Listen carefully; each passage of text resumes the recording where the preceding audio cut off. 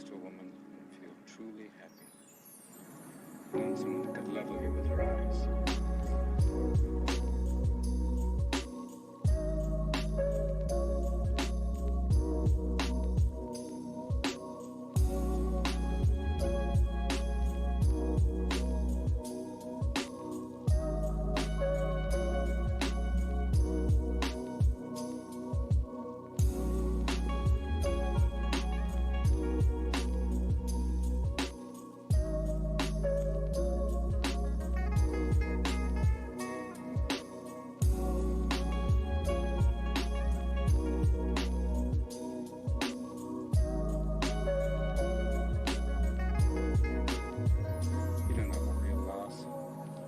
It only occurs when you love something more than you love yourself. I doubt you've ever dared to love anybody that much.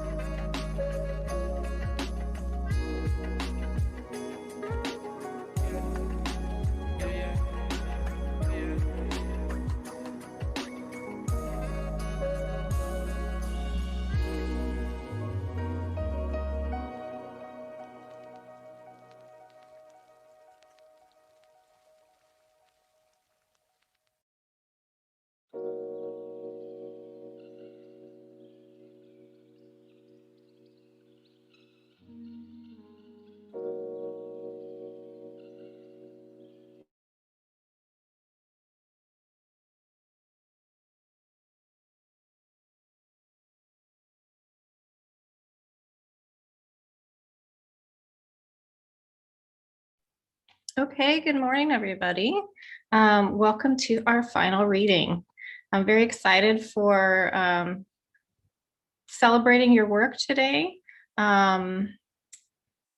So what we'll do, and just so you know, we're live on YouTube and I'm recording this. So just in case anything happens with the YouTube recording, I can post that up so you can share it with your family and friends. And so for those of you who are joining us, I want to welcome you. Our HCOM 339S class, our creative writing service learning course, is a really wonderful hybrid of learning about creative writing, practicing creative writing, and then going out into classrooms and after school programs and teaching creative writing to younger students. And so each of the students in this class have created their own lesson plans to focus on some area of creative writing that they want their students to practice, and have carried those out. So especially given that this semester has been all online and all of their service and all of their time in their classrooms has been online. This is a particularly challenging semester, and I want to commend each of the students for taking on that challenge and doing it really well, right?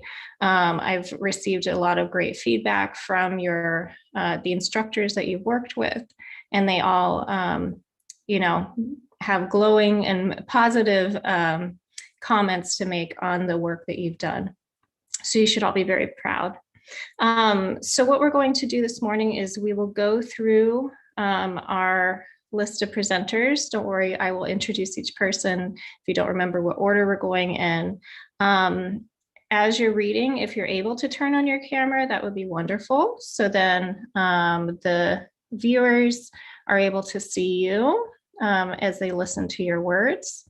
And just, take a deep breath.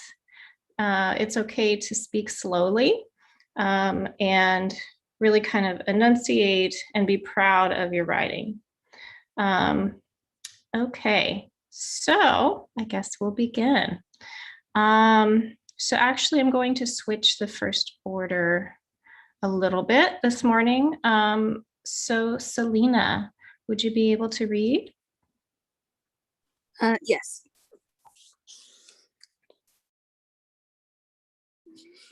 Mine is called How Can You Be So Calm?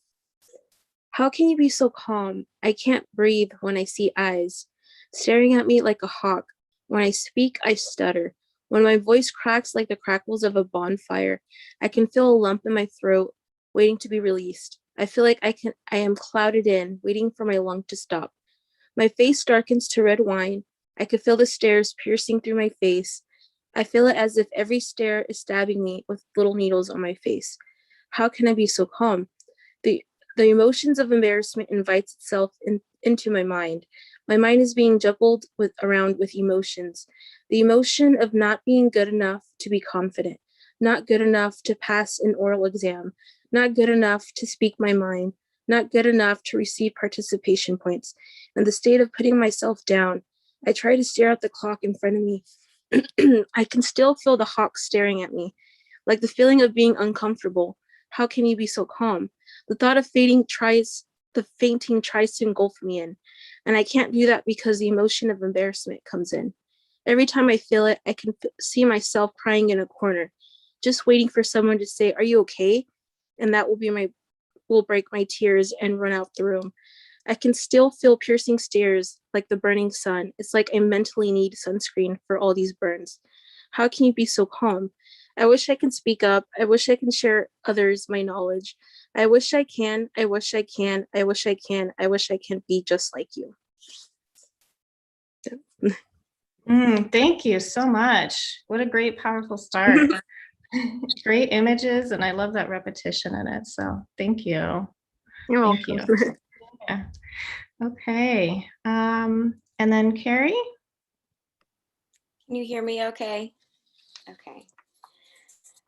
So mine is called Shoe Addiction.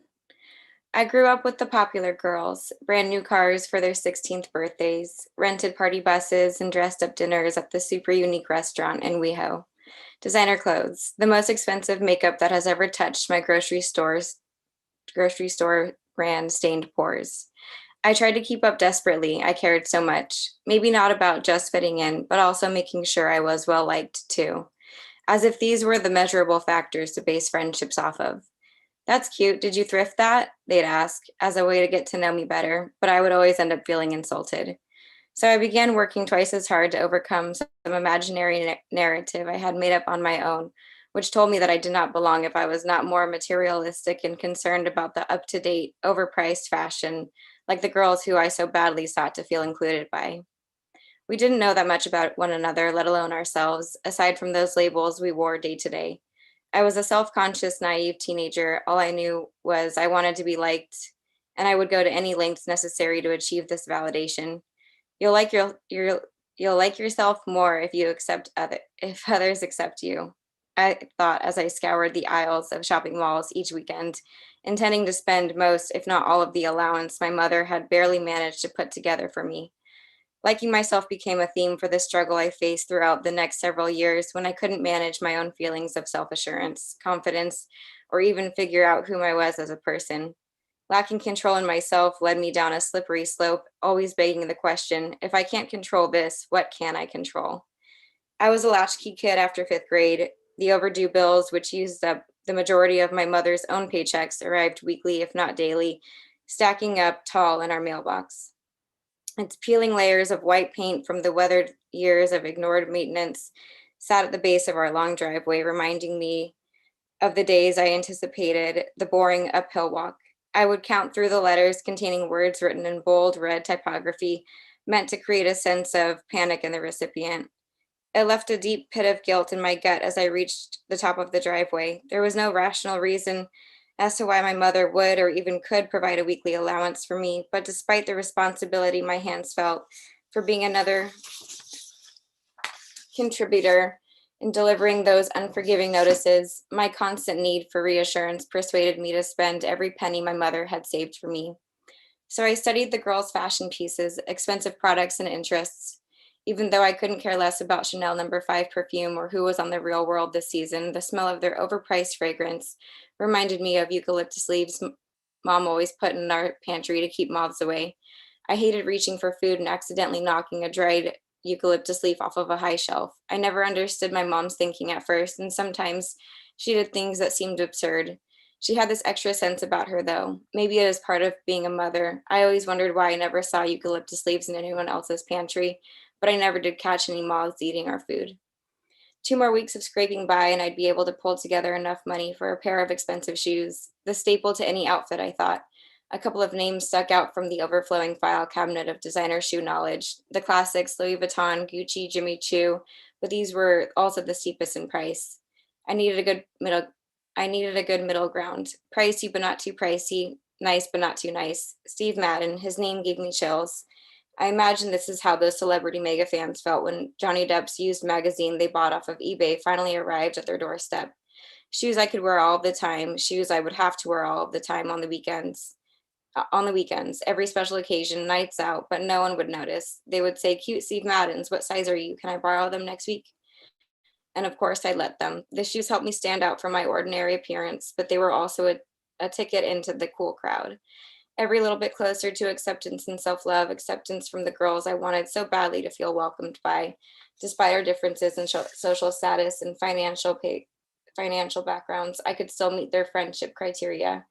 The girls I spent paychecks upon paychecks in order to impress, the girls who I would end up spending 2 more weekends wearing my Steve Maddens with and then lose interest in.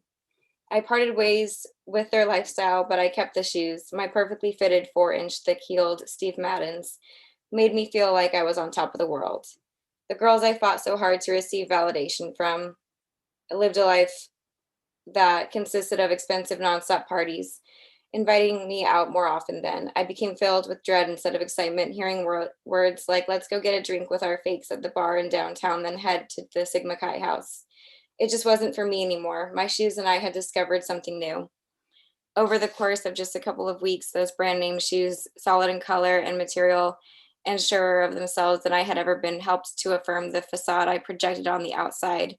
The unquestionable way in which the shoes went with any outfit matching to their hardened black leathery style had helped me gain some false sense of confidence in my newfound identity. The girls I no longer cared to spend my now valuable time with enjoyed partying responsibly, and I didn't have fun like that.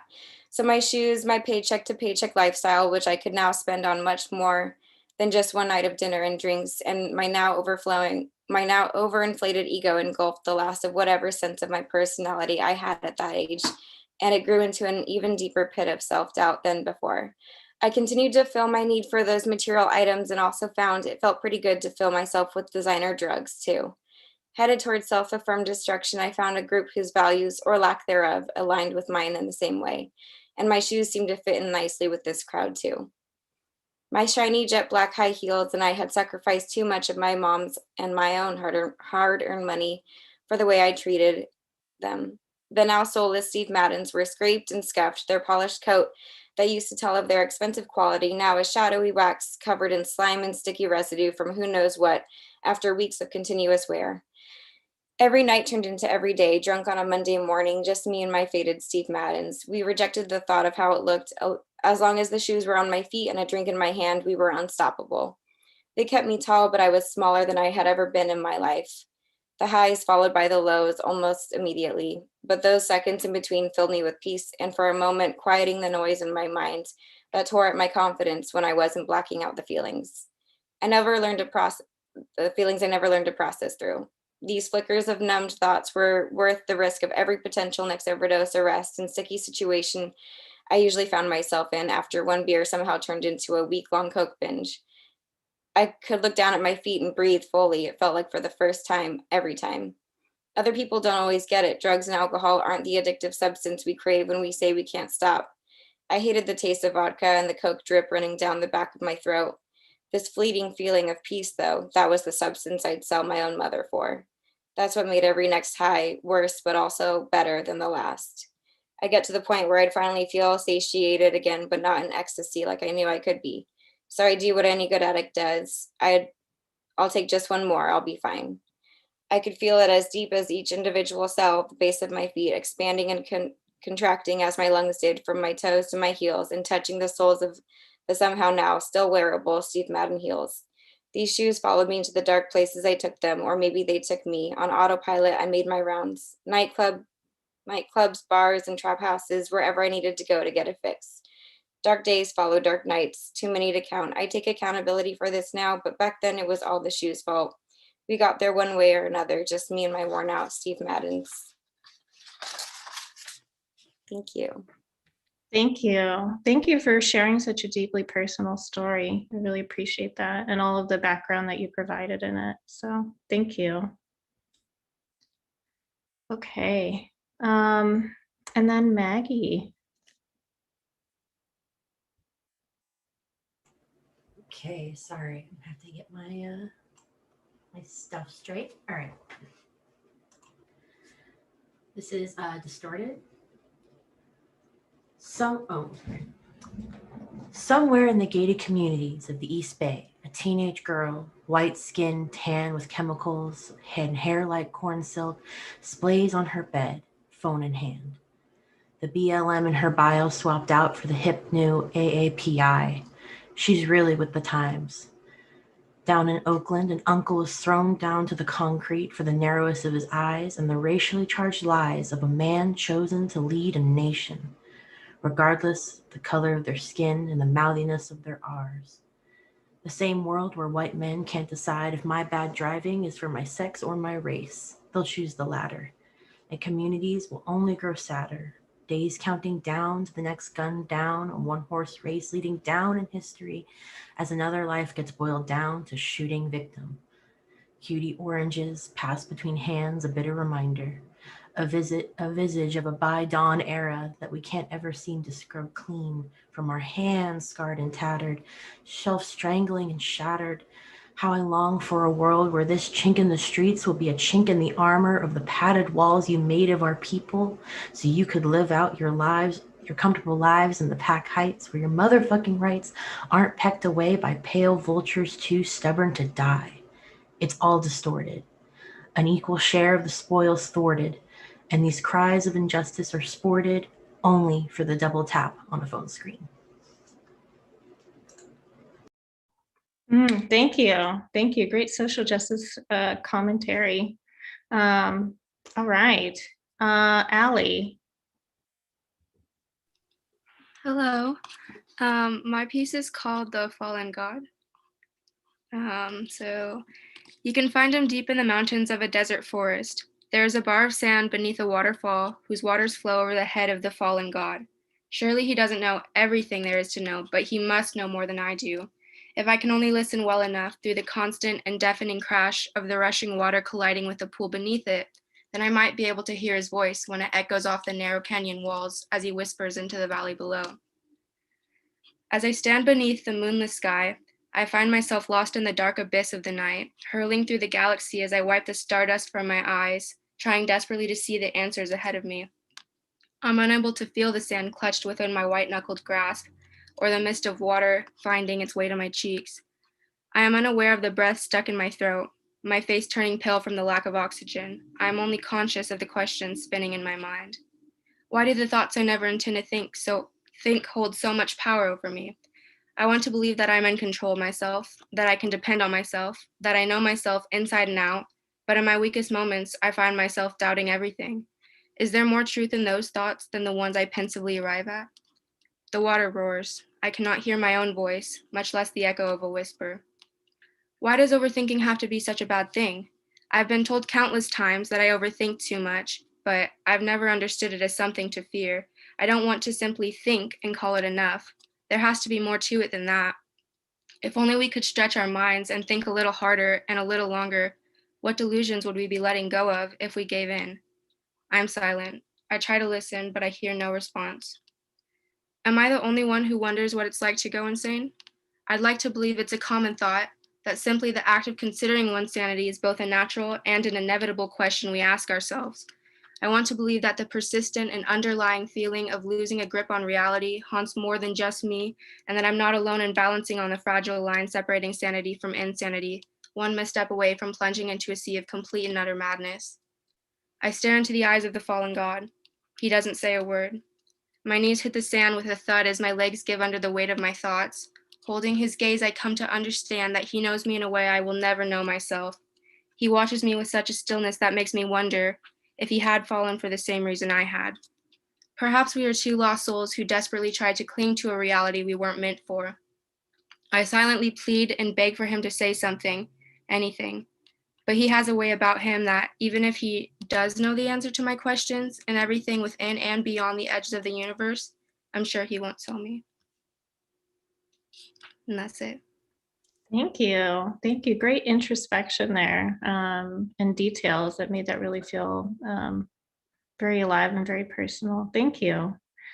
Okay, great work today already. Let's see, and then Juan. Yeah, thank you. Can you hear me okay? Okay, perfect. So this one's titled Through the Lens. With this item, I have the privilege of looking up at the cloudy blue sky in vivid detail. I can feel the presence of the sun eating away at my neck. I'm tempted to take a look, but I know better than to stare directly at the fiery sphere of orange flames. That is, unless I want to go blind.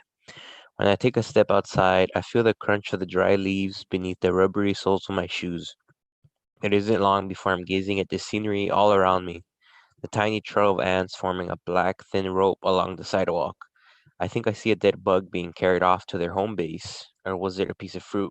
I don't know. I wasn't close enough to tell what it was.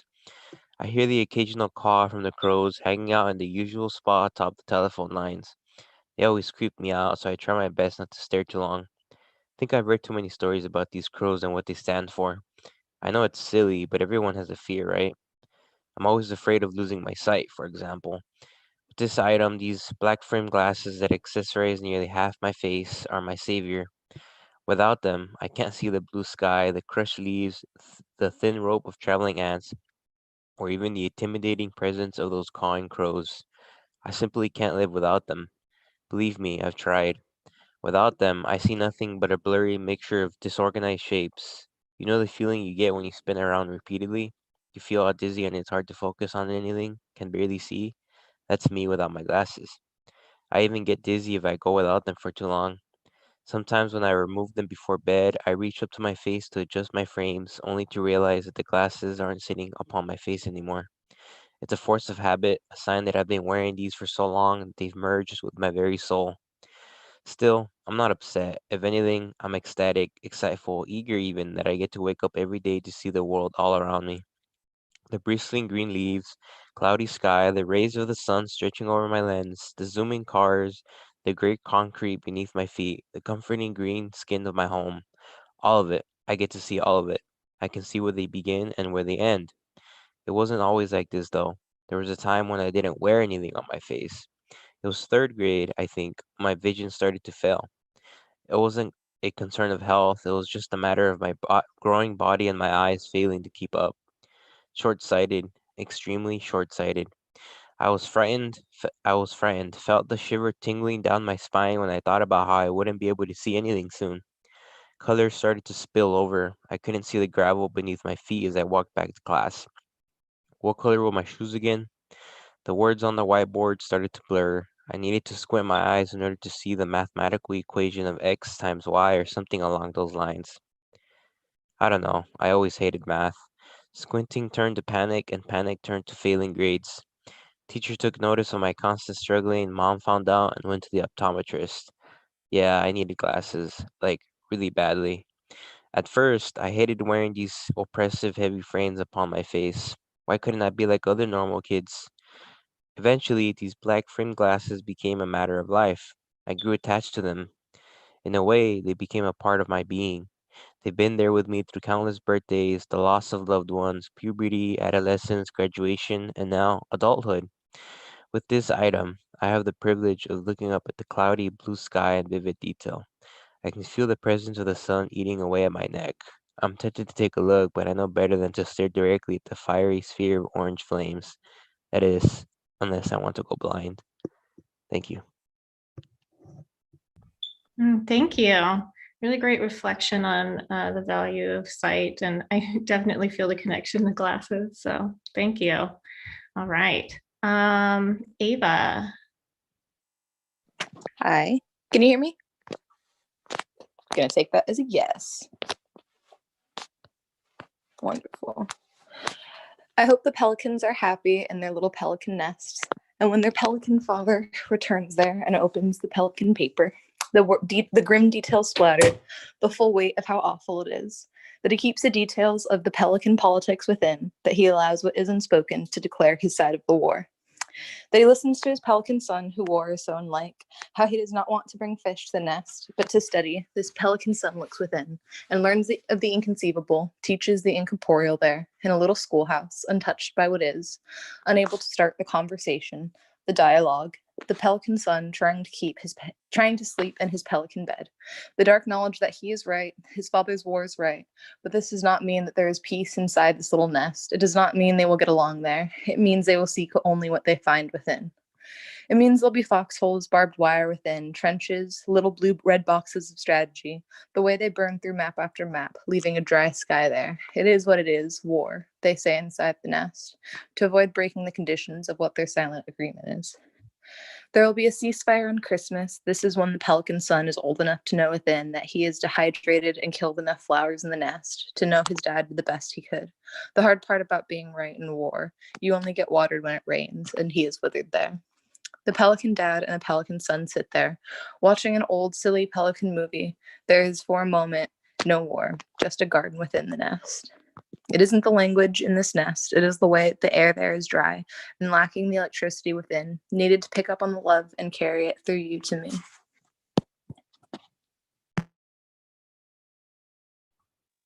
Thank you. Thank you. A really great commentary on family and then kind of the ravages of war on people. So thank you. Emma. Okay.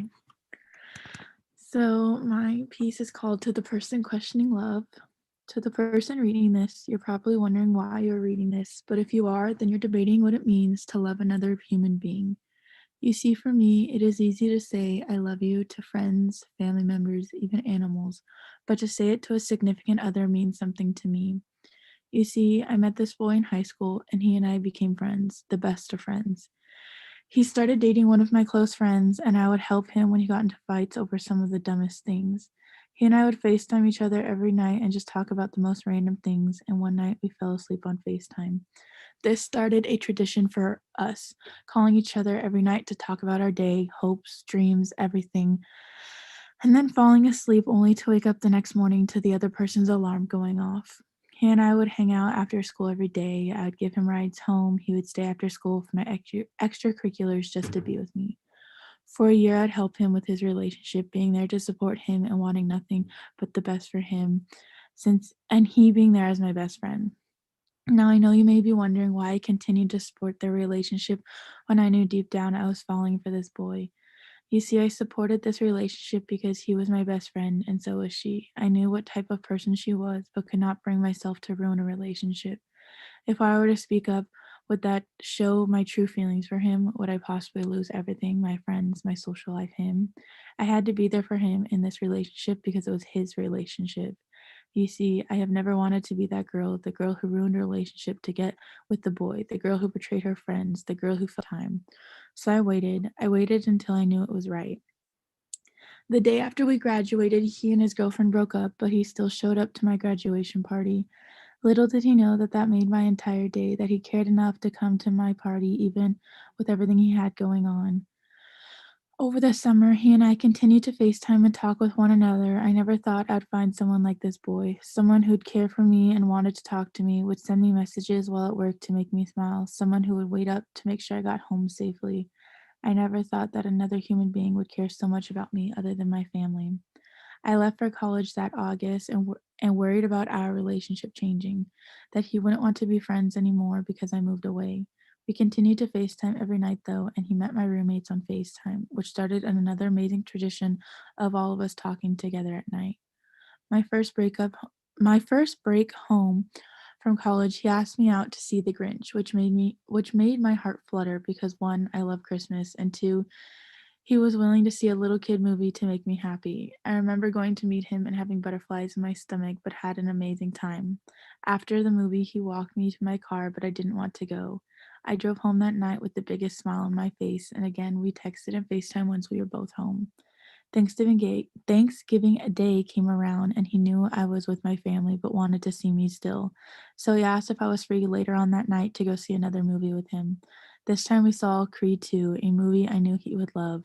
I remember being so nervous, and I think he could sense it because he held my hand for the first time, and I immediately felt at ease. After the movie, the same thing happened, but I knew driving home that night that something had changed. You see, this boy had changed my life within the 2 years of us getting closer, and that December we officially became a couple doing long distance. He went through hell and high waters to make sure I was happy, and I would do anything to make him. We were dating for about 4 or 5 months, and he said those three little words, I love you, but I didn't say it back. And now you may be thinking, what is wrong with you? You say he's changed your life, that you have these feelings for him, yet you didn't say it back. But you see, I told him those words mean something to me, and when I am ready, I will tell you. He respectfully understood. He waited a whole 2 to 3 months after he said it for me to say it, and finally, on July 17th at 4:13, I told him I love you. He was shocked and just wanted me to keep saying it. I remember he thought I said something else or something random. It was just us in that moment that I will never forget. Later that night, I explained to him why I said it now and then. I explained to him that love is a weird phenomenon, that your heart chooses a person and suddenly that person becomes your world and it revolves around them, that the person your heart chooses is your sun, the moon, and all of your stars. This person becomes your hopes, your dreams, your happiness, your shoulder to cry on, your everything. Love is weird because when you think about it, it is completely irrational to make this one person the center of your existence. That their presence alone can make everything okay, that their smile can make your day better. Destiny requires human beings to fall in love with one another, and it happens in every which way. Love is so unimaginably magnificent that despite all the pain, the irrationality that comes with it, its ability to control us, human beings do not want to have it any other way. You see, love finds you in the most random, complicated, and vulnerable ways, but we as human beings have to have love in our lives.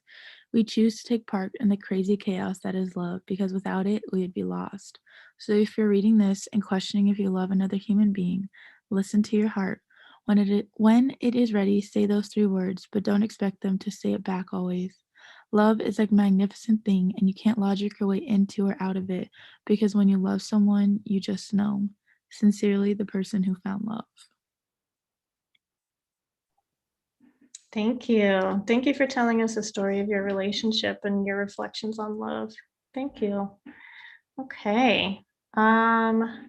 Next, Layla.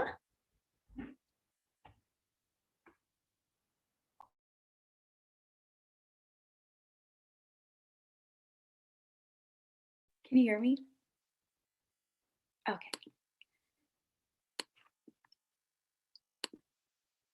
Her head starts to sway from all of the smoke that she's been inhaling. Noya looks frantically for any survivors in the sea of dead bodies. Suddenly, a cold hand was placed on her shoulder. She quickly drew her sword, ready to continue to fight for her life. She let out a sigh of relief when she locked eyes and she sees it's only Theodore. He clearly took a beating.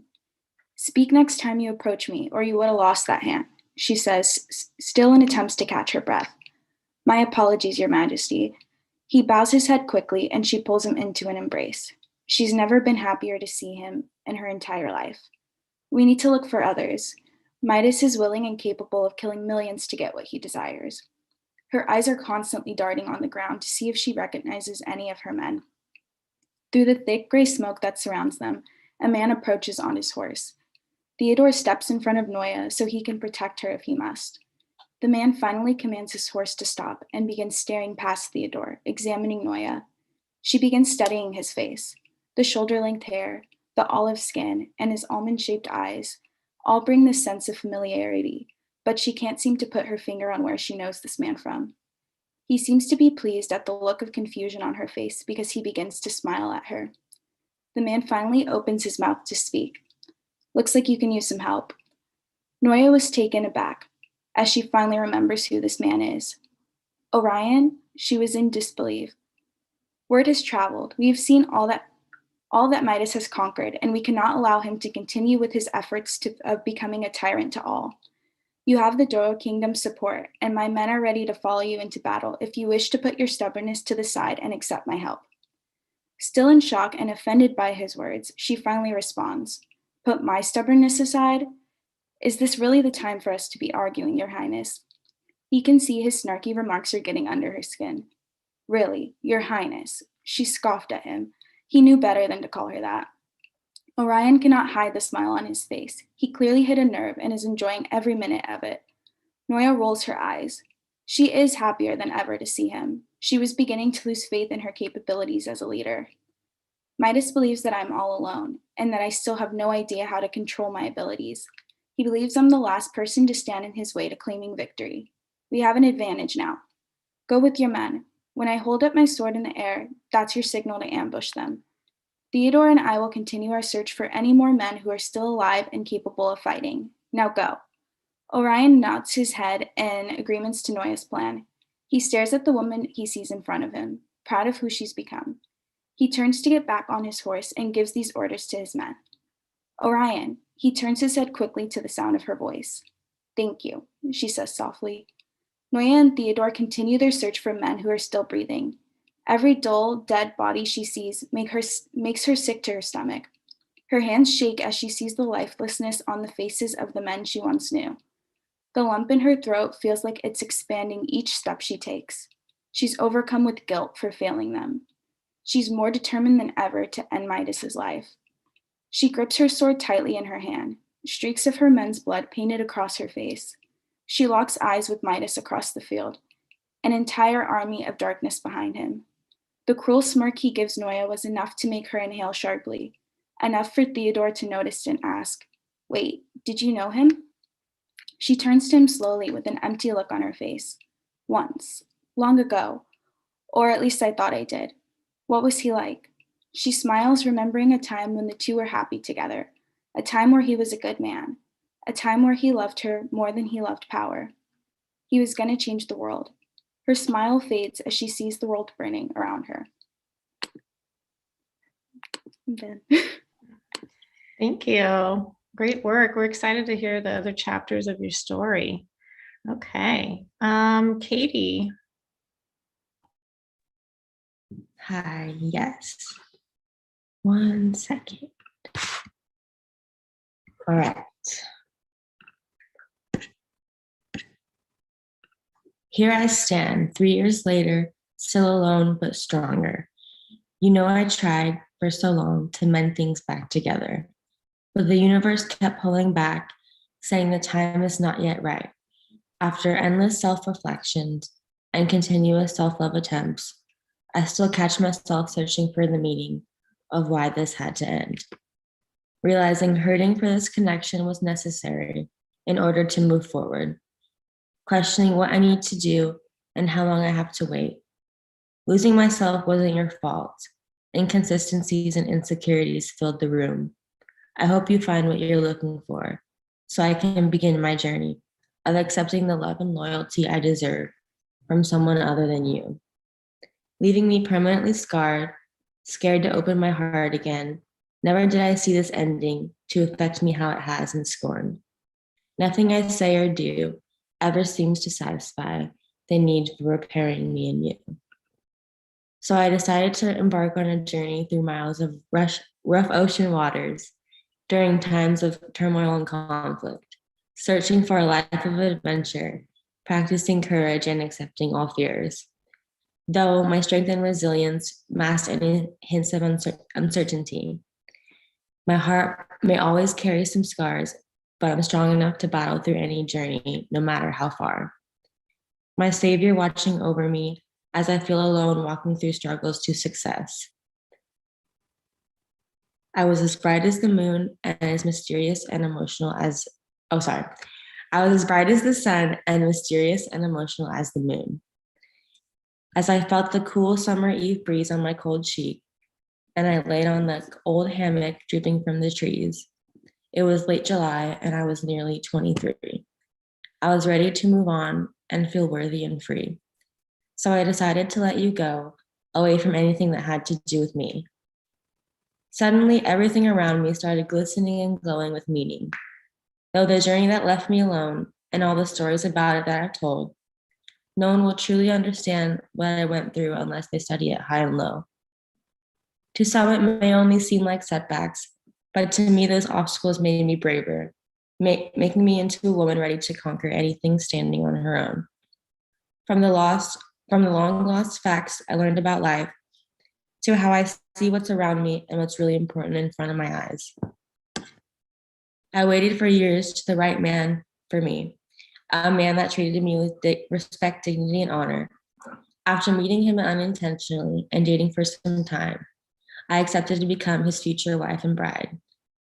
As we grew old together, not needing anyone else to fill that hole in our hearts any further, and now I sit here writing this reflection, I still don't know what he really did to fall under my presence of detection.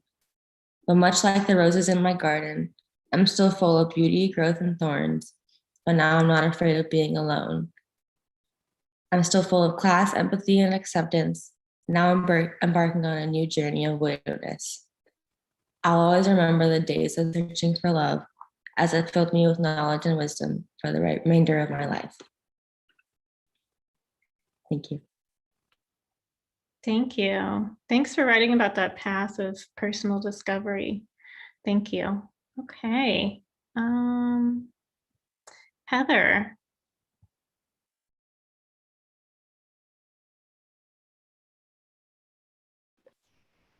Hello.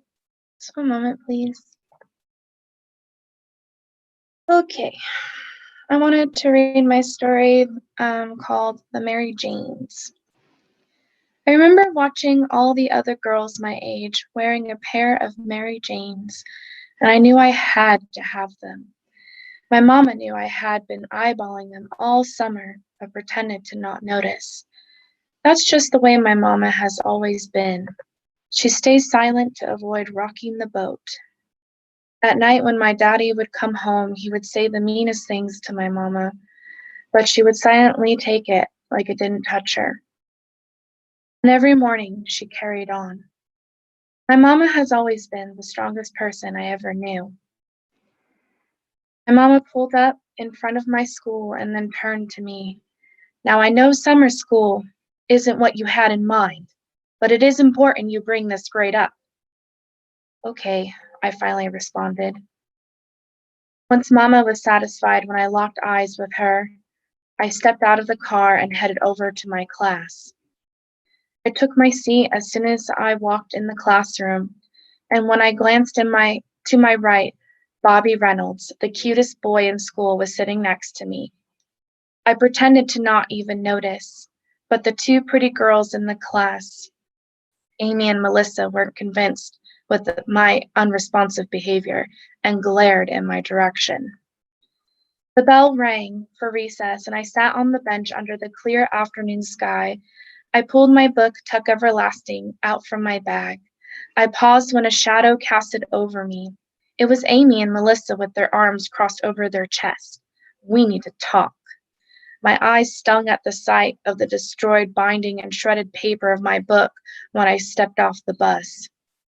I shoved the book in my bag and got myself together as I could before I walked through the door.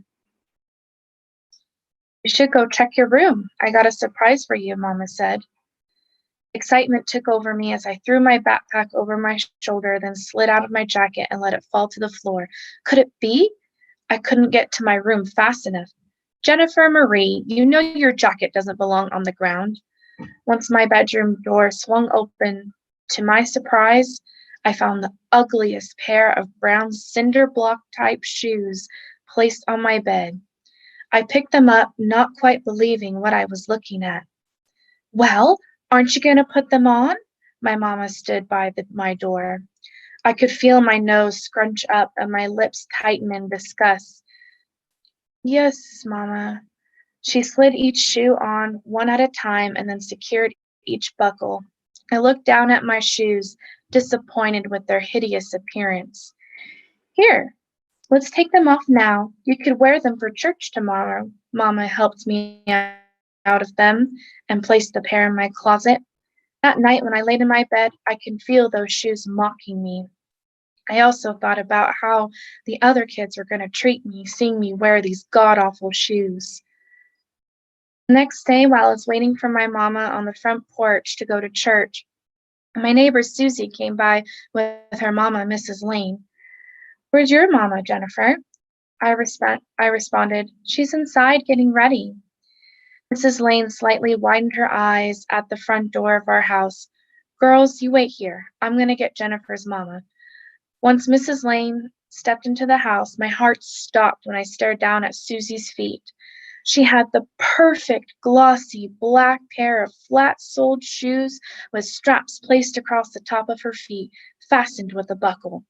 You got Mary Jane's? My mouth fell open. My Mimi got them for me. Susie curtsied and then twirled in her lacy blue dress. I glared at my ugly knockoff once and then glanced over, longing for hers. Do you think I could try them on? No way! Your feet are way too big. You're gonna stretch them out. Don't be so mean, I spat. Before the both of us knew it, we struggled back and forth and tumbled to the floor. I nearly was about to peel the shoes off of her feet until Mrs. Lane came out of the house with my mama. What's going on here? Mrs. Lane eyed the both of us sternly. The curls Mama did to my hair that morning were now tangled and lost its shape. Susie's beautiful dress was covered in patches of dirt. I was ready for my mama to give me her worst, but to my surprise, she didn't say anything. I looked up at her to find a pair of dark circles underneath her eyes. She took one look at me and then started to walk to the car as if nothing had happened. My mama's reaction did not settle with me well. It was all Jennifer's fault, Mama, Susie started to cry. Mrs. Lane told us to apologize to each other, and to her surprise, we cooperated all throughout the service. We didn't say a word to each other. Right then, I would have been able to read my book, but it just reminded me how those snotty girls ruined it. When service was over, Susie and I went to play by the fountain right in front of the church. I decided right then and there that I needed to get rid of these Mary Jane knockoffs. I unbuckled each one and tossed them in the fountain right in front of Mama. Sorry, I lost my place. Oh, there it is. She yanked me by the arm. You are going to get those shoes right now. I lay on my belly to extend the length of my arms and fish for the shoes. The water was nearly up to my shoulders until I finally snatched them. My mama's face flushed a deeper red when she saw them falling apart in my hand. Mama went straight to her room when we got home.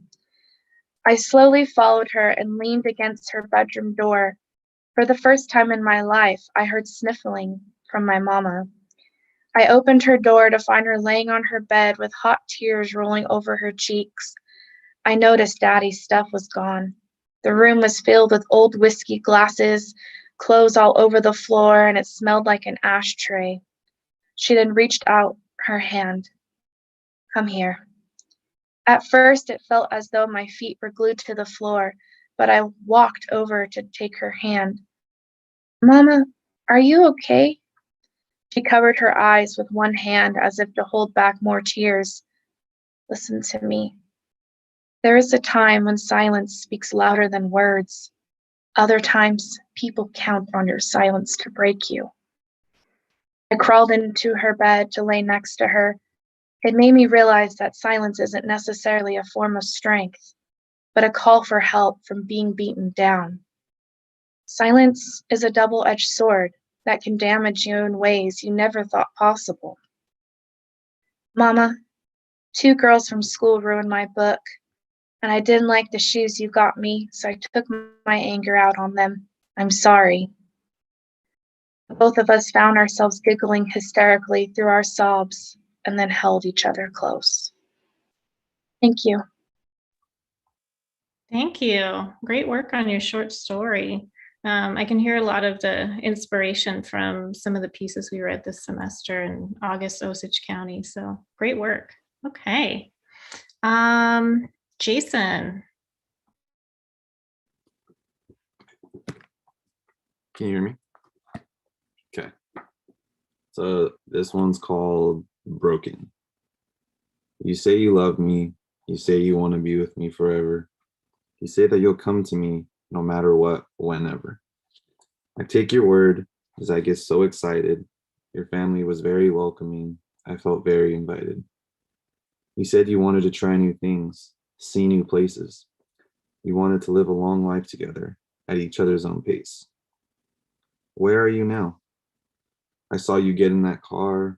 All I could think was, I wonder where and how far. Watching you continue to leave, saying you're going with your girls, knowing you were lying to me, rocked my entire world. The future plans I had for us just go down the drain. Every time I look at you, I see no sun, just all rain. We were like a flower blooming on a warm summer day. Since we never continued to water it, the flower had to pay. I gave you everything I had, put my heart and soul into us. I chose to be in this relationship. You chose lust. This would have been 10 months and a few days.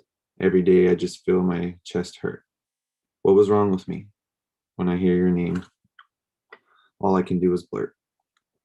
I will never forget you. I hope everything goes well. I hope he was worth it. I hope the kids you have, you tell. Thank you. Thank you for writing that piece. Great work. Okay. Stephen.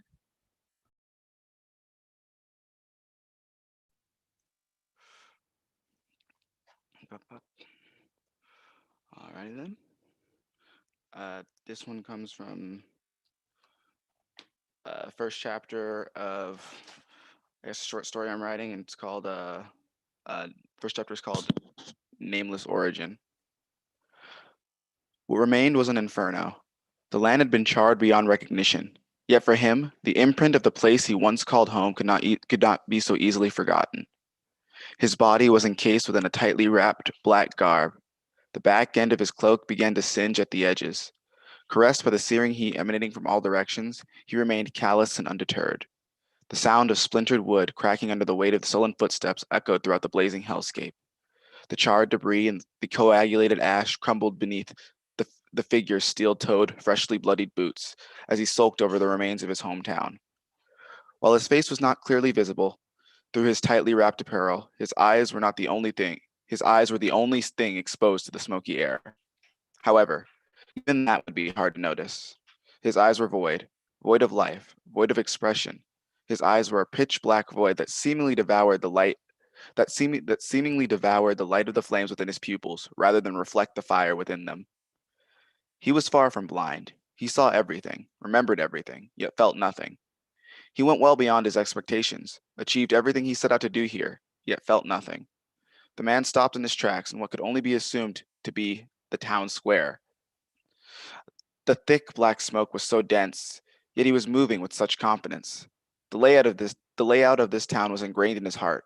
No matter how hot the flame, it could not be burned away. He slowly turned his head, grasping for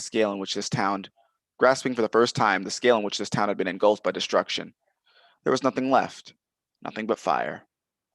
Everything he had left behind was in fire. Everything, including their laughter. He stared deep into the flames, not realizing the flames had been closing in on him. The flames took on life, like they were intentionally dancing around him, mocking him, lashing out at him. Everything he hated about this place now haunted him within the flames. The man clutched his head in a vice grip. His nails dug so far into his shawl it breached the cloth through the skin, drawing dripping blood from his forehead. "Shut up," he screamed. "Shut up, shut up, shut up." His screams were drowned out by the laughter within the flames. They were surrounding him, engulfing him, suffocating him, just like before. Nothing had changed. It isn't enough. It isn't good enough. Greedily clinging to life offered him no salvation. Heartlessly extinguishing the lives of those who had wronged him was cathartic at first, but soon lost his luster. Although he physically erased everything that chained him down, the pain he harbored had magnified to such a scale, not that even with the immense power at his disposal, he could hope to contend with. This unyielding, slow-burning pain eating away at him. It's not fair. It isn't right that they find peace in death, and I'm the only one left with torment in life. It's no different from before. They go about their day blissfully unaware of things about people that don't concern them. They bear no responsibility for the actions because it doesn't affect them. Well, it certainly can't affect them now. It was becoming increasingly difficult to speak aloud. Internally, he thought, I had never cared deeply about my name until they made me so aware of its weight. Now speaking aloud, this was not the way. I see that now. His voice became hoarse. His vision became hazy. He began to whisper to himself. My approach was far too impulsive, far too easy. Anyone with a weapon and a match could go this far. I want it back. I want it all back. He slammed his fist on the ground. A pool of blood, a mix between his and someone else's, splattered beneath his fist. The vengeance I now crave, will take control. It will take time.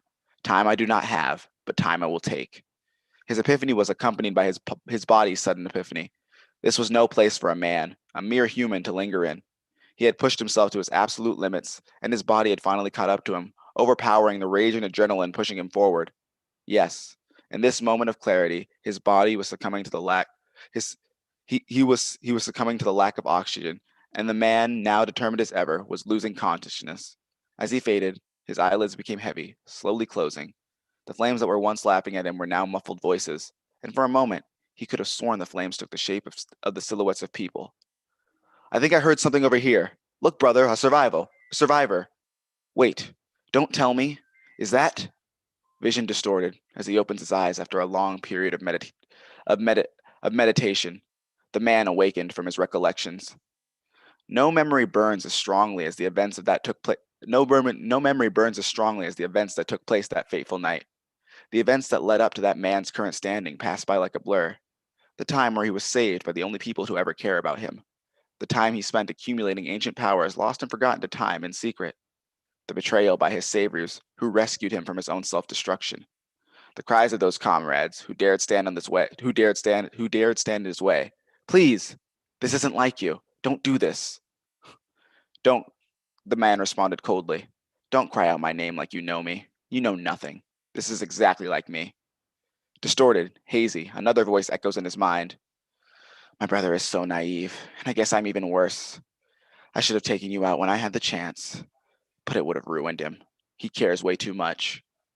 Coyly responding, I suppose I have to thank you for your lapse of judgment. Your kindness paved the way for a greater purpose fitting for one such as myself. For you and your brother, death is a mercy you deserve, but I'm afraid not even I can give that. All of those memories pass by in the blink of an eye as he gazes through the looking glass.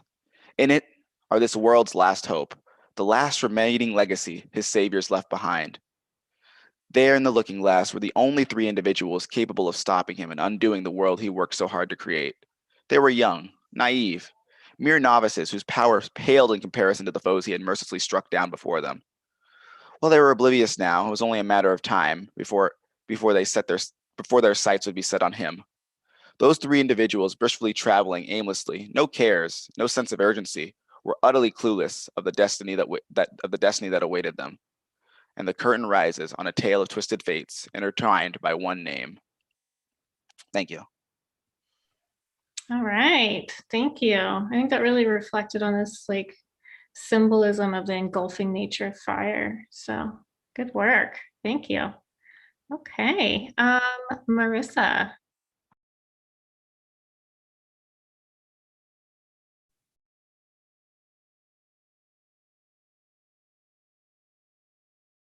All right. Let me just pull it up really quick. Okay. Can you guys hear me? Okay. So it's called The End of the Beginning. Another day goes by, closer to October, closer to the start of life on my own. I mark another day off my calendar and think of the last steps that get me closer to my new home. I always knew I would leave my childhood home, but I didn't think it would be leaving me as well. October comes around and the sold sign comes down. I am on my way to the start of my own life, on my way to saying goodbye to my home forever. Bittersweet moments signify change. Why does change have to be so painful though during the process? I have been waiting to start on my own for a while now, but now that the time is here, I'm not ready. I don't want to grow up as much as I want my childhood to last forever. The safety that comes with being a child, the blissful memories, relatives that aren't flirting with death, that's all gone now that I am older. Now that I am older, so are they. I wish the fountain of youth was real. I wish I could appreciate the now instead of worry about the later. Why did I wish to grow up my whole life only to wish to be younger again? Having my adulthood start is exciting, but knowing my childhood and first chapter of life is closed is terrifying. Thank you. I think you captured kind of a moment of transition really well. So thank you. Okay, now I'm going to show, hopefully this will work, a video that Sean submitted. He has some exciting personal events going on this week. So hopefully this all works. Let me pull it up and I'll share my screen.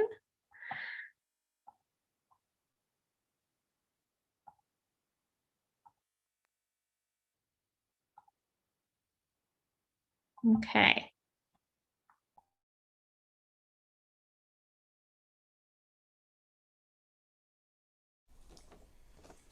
Hello, class, HCOM 339, Service Learning, Creative Writing. My name is Sean Middleton, and this is my creative poem, Revealing an Internalized Story. This was from a writing prompt, probably from around the first month or two of class.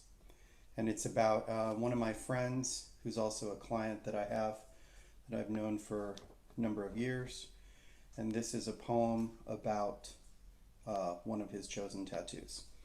It's called Brian Adorned, or The Shadow Self Revealed. Carl Jung, in a suit and tie, was born naked with no agency. A body unadorned is commonplace. Brian adorned, a body decorated, a body deconstructed, a body decoded. The wearer makes a choice. On the front means face your struggles, where past bleeds into present. A dragon attacks in dangerous waters. The ship has been captured and abandoned. Sails tattered, blowing in the wind. Demons bluster overhead. An internalized story manifests through archetypes, indelible images, where meaning emerges from hidden places over time. The pain of application, healed in a few days, a symbolic reminder of past struggles and sorrows. The wearer is conscious in their choice, and the subconscious is there to decipher. Thank you very much. I really enjoyed this class, and I hope everybody has a great summer and great rest of your year. And for those graduating, congratulations. And for the rest of you, maybe we'll see you around campus next semester.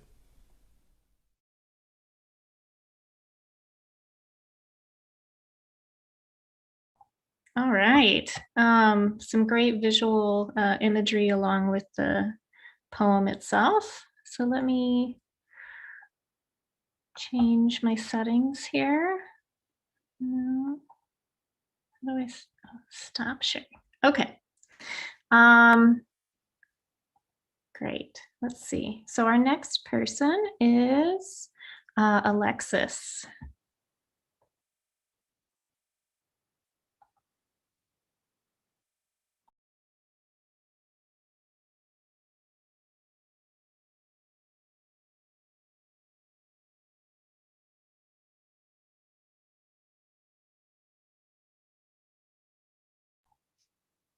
Is Alexis here?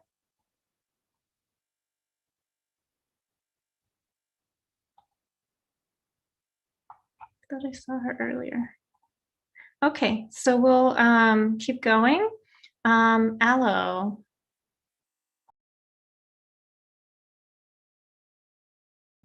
Give me a sec, let me just take it out. Okay.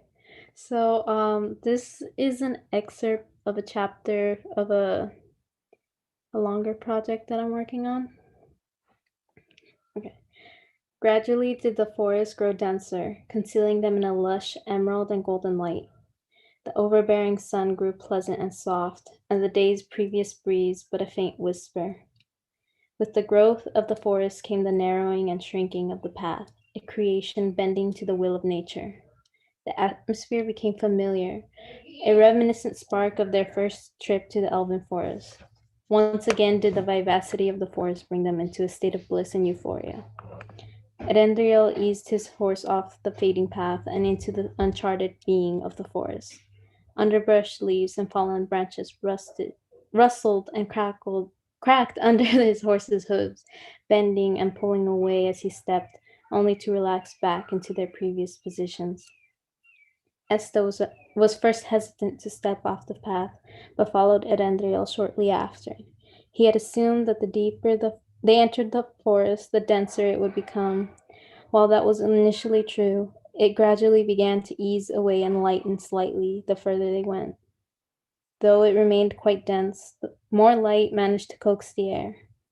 Slowing his horse into a stop, Erendriel swung his leg over and jumped to the ground. He looked to Esta with a smile. Here we are.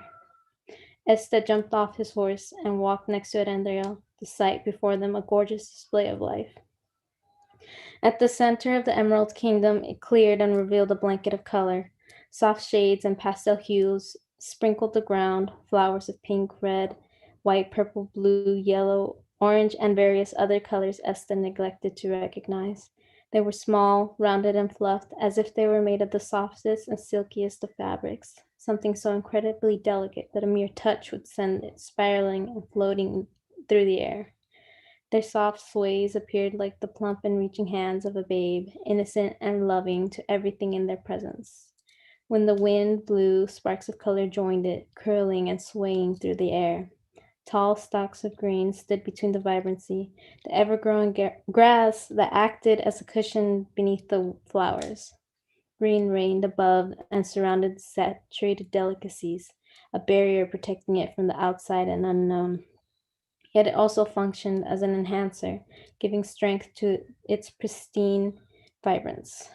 The trees and leaves could be seen as a border to the painting of the meadow. Within the intimacy, birds continued their saturine songs, lulling the flowers into a gentle slumber with their symphonies.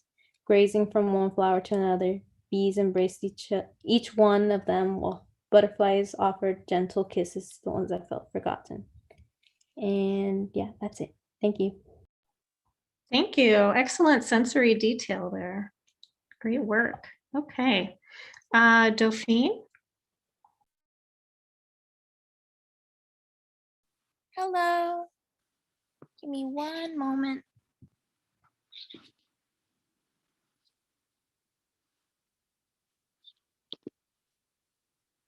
Okay. So I'm going to be reading a poem I wrote about a bunch of people during the early days of the pandemic who they called themselves the Auntie Sewing Squad. And basically it was men, women, everyone who could sew and could make masks for people who couldn't get any, like, hospital workers and stuff. So I'm going to read this little poem that I wrote about that. It's called the Auntie Sewing Squad. If you listen real close, you can hear them working, hundreds and thousands of aunties sewing, ripping and cutting, measuring and looping, sisters in spirit mass producing, antibacterial, silk and cotton, spreading love through safety and caution, hospital workers who healed in a hurry, leaned on our aunties for their COVID sick worries. With hardworking fingers and knuckles so strong, these aunties carried the exposed and withdrawn. The farmers who consistently worked through exhaustion received packs of masks when they were forgotten. And when those capital ICE equaled devils spat on our immigrants, our aunties reached out to them, willing participants of solving the system built on greed. Our aunties sowed with such great speed. They brought more safety to those who have less and who politicians always attempt to oppress. The squad of sowers rallied to aid neighbors and strangers despite class and race. So that was it. So thank you guys. Thank you. Thank you for documenting their story and their work. All right. And then Ophelia.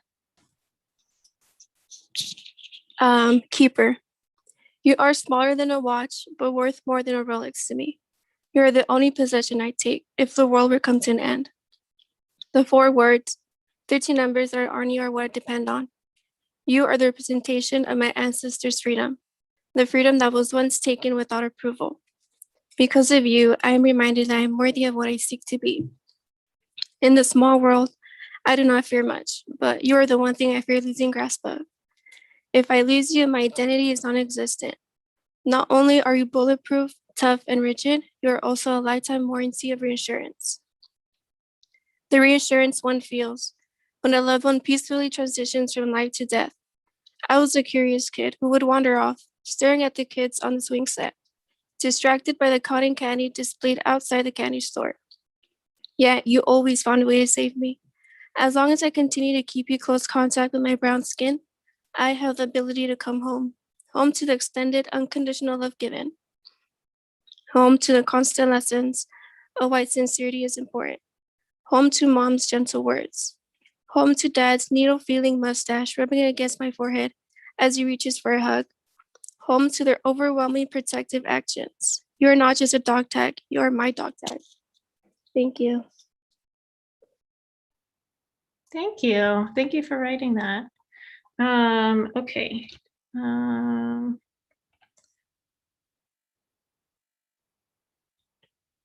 Michael. Hello. Mine was titled, What's Next? Each day was a different color. Today was blue. Today was blue. Water floated between the trees, dancing in between the branches. The sun was such a bright blue, it reminded me of a ghost. The light was so bright, it probably turned me blue as well. I was surrounded by huge redwoods with trunks the same color as a blueberry. I walked forward to find a clearing. The meadow had every shade of blue wildflower, each with deep navy blue stems. When I picked a few, I threw them in the air. They turned into bluebirds and flew off into the redwoods. I spent the day exploring the clearing and meeting new creatures. Some little fish jumped among the water droplets in the air. They glowed a softer blue, but they were my favorite. As the sun went down, I made a bed out of the flowers in the field. I watched the fish continue to jump from bubble to bubble until I fell asleep. When I woke up, I found the day was yellow. Everything seemed to burst and pop in front of me. I was on an island and I watched the waves come forward. I couldn't make out any more islands on the horizon, so I jumped in. When I was underwater, I found I could breathe perfectly. I swam for a bit and attempted to dive deeper. After about 10 minutes of swimming, I found the reef. The coral decorated the reef bed in a string of bright and dark yellows. Fish zoomed in and out of pockets. A turtle seemed to greet me with its dark black eyes and neon yellow body. It ushered for me to come forward and it showed me where I could sit. A small spot with no coral was found and I sat. Small yellow fish with striped bodies came forward and seemed to bite at my body. It didn't hurt, but more so relaxed me. Once they were finished, I found my skin looking a bright and glimmering gold. I thanked them and swam off from the reef. As I continued, I noticed my descent into the water. It was eerily beautiful to see my yellow world fade into black. I kept going until a noise surprised me. It was a whistle. A dolphin sped past me, and another, and another. Their bodies were the same gold as mine, possibly brighter.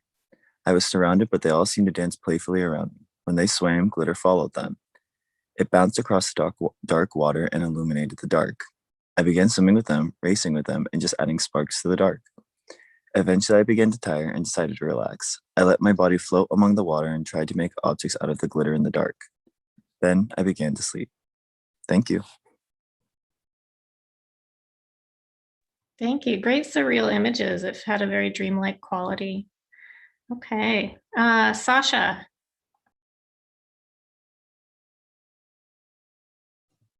Hi. Okay, I got a couple of little poems to read.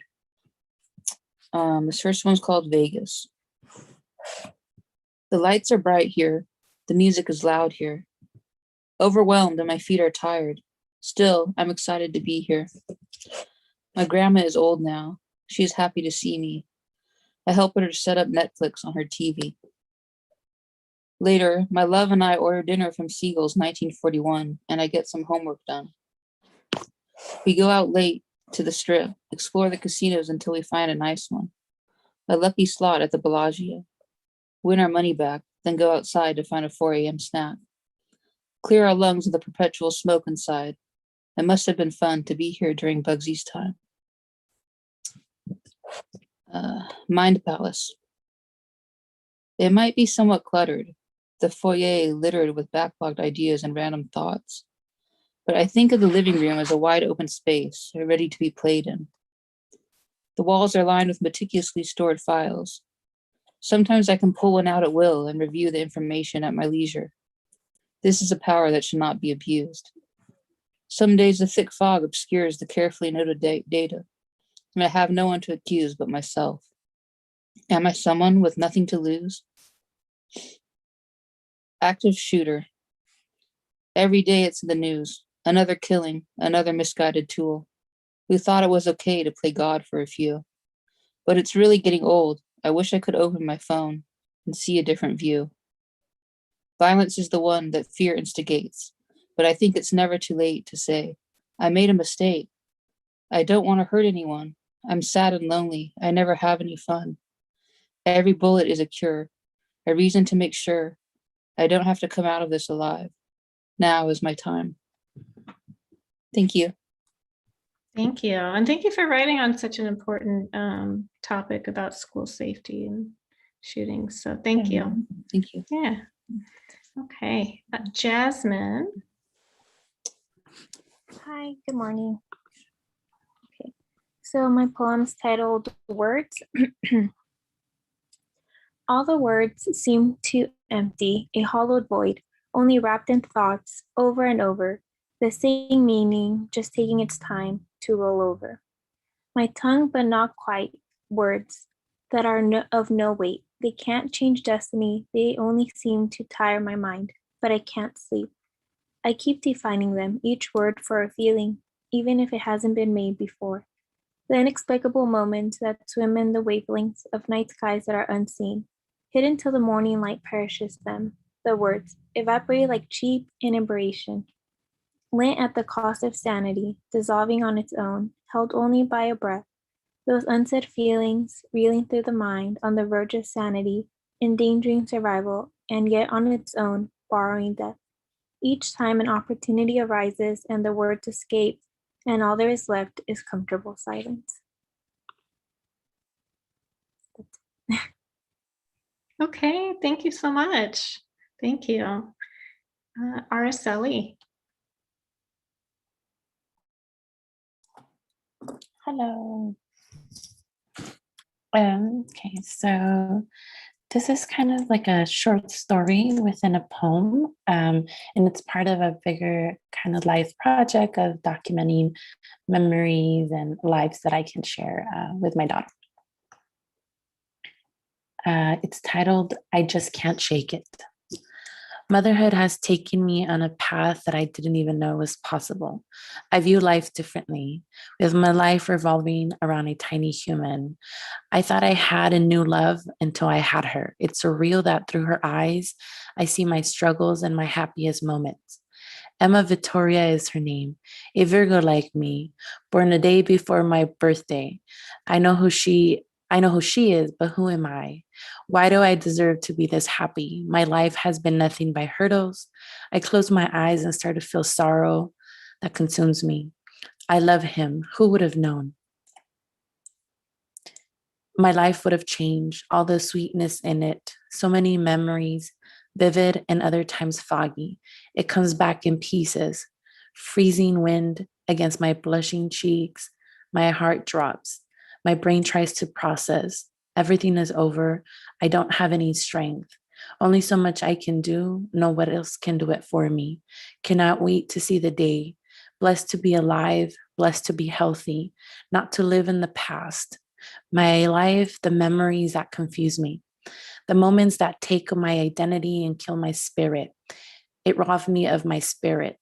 I help others, but nobody can help me. Porque en mi casa, en mi cultura, because at home and in my culture, a sign of weakness. It's not for the Mexican in me, because my grandfather crossed the Rio Grande, so I will persevere, because he robbed me of who I was. I don't know who I am. Am I a Latina? Am I a Chicana? Am I a mestiza? Am I an Aztec? My self-identity is in shambles. I fight to break the stereotypes. I struggle to keep it together in front of everyone else's eyes. For my struggle at home, empower me to stand up and fight. I'm a Chicana, an Indian of Spaniard blood. I am the eagle in the Mexican flag. I am the grizzly bear in the California flag. I'm a butterfly representing growth. The future is in my hands. My identity is in my hands. My culture and my traditions are my heritage. My heritage is my Aztec blood. My daughter's life is in my hands. Recordar is vivir. To remember is to live. Recordar is to freeze. To remember is to agonize, to have my heart ache. Mariachi playing in the background. Don Antonio Aguilar's Un Puño de Tierra, just a piece of dirt. Y Don Julio Tequila para acompañar las penas que en esta alma carga. A tequila to cure any pain, to drain the sorrow in my veins. He has me living in fear, fear of seeing him again.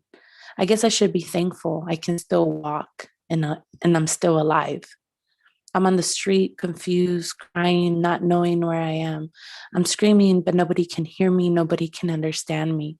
Help me, ayúdenme, me va a matar. Shut the bleep, you bleep.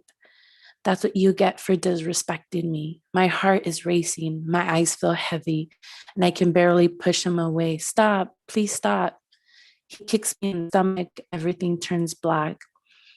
I see a bright shining light in the clouds, my abuelita flying high with her hand extended. I run towards her, but I can't reach her. Have I crossed to the other side? And then in the distance, I hear, get off of her. Her stomach is burning. My stomach is burning. My body is rolling. My legs and back feel numb. I can feel the blood dripping. My face moving side to side and somebody smacking me in my cheeks. Chelly, ¿estás bien? Chelly, levántate. Call an ambulance.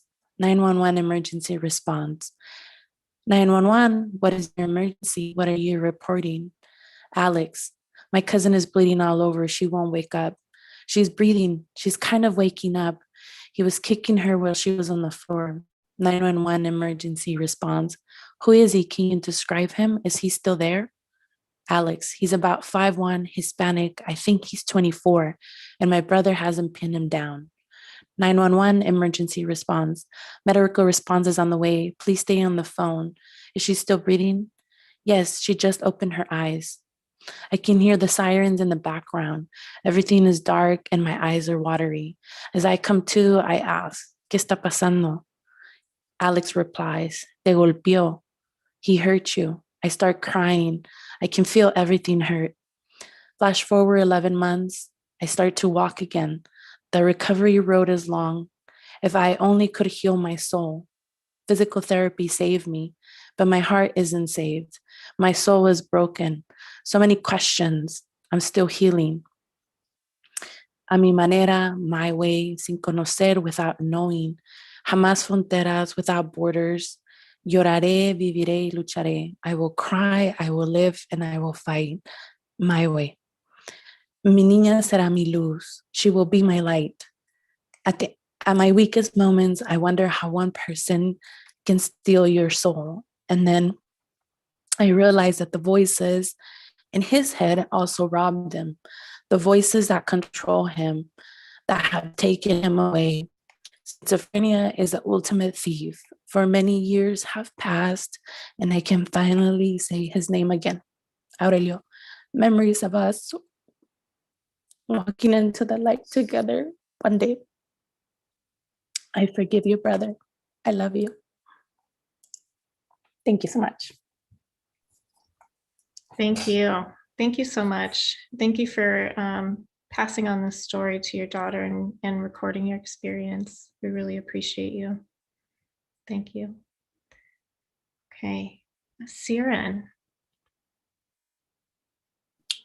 That would be me. Hold on. All right. So this piece is an excerpt of a story that I'm in the middle of creating. All right. It was a quiet night, lights out in the cottage. A ginger tabby rested peacefully on the small cat tower in the corner of the living room. At a certain hour, wandering strays walked back and forth, brushing their fur on the glass porch door. They glare their night eyes at the ginger tabby and purr in desperation, only to be rejected by the clueless slumber snoozing on the top of the tower. In the guest room, Mitriel, now wearing a pair of comfortable pajama shorts and a loose-fitting shirt, laid on the deluxe mattress with a nightstand and a lamp, which seemed all too spacious for one person, let alone a guest in the house. His scepter prodded against the wall, a round sapphire glowed gently and turned the room into a blue lagoon. As the first floor kept silent, so did the second, though the sounds of footsteps and the warm light around the room made the comparison black and white. In pale blue jeans, a shirtless Alaric looked at this range of clothes facing each other in the closet, going through every single one through his fingers. Unsatisfied, he closed the closet door, revealing a mounted window attached to the wooden wardrobe. As he stares at his reflection, he noticed a worn-out gift bag. He looked behind and approached it. Then Alaric picked up its contents, a stack of neatly folded clothes, all of them worn out. He found an envelope at the very bottom. He ripped the top of the envelope. A page in penmanship was the message. Hello, Alaric. I know you and I aren't closest, but we both know how much we love Sydney so much. Sydney always told me how much personality you bring in his life and how happy he was whenever you were around him. But to be honest, I worry that he might be too close. But that's just me being his mother.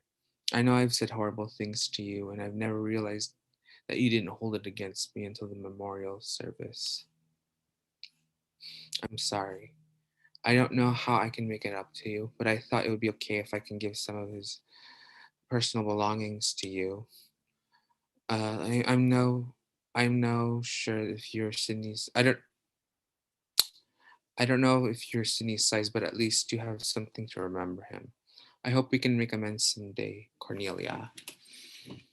Alaric faintly smiled. His eyes watered, even though they shouldn't have.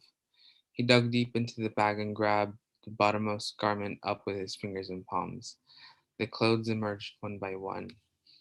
He singly looked at each of them, reminiscing about the moments he and Sydney had. A golden tank top.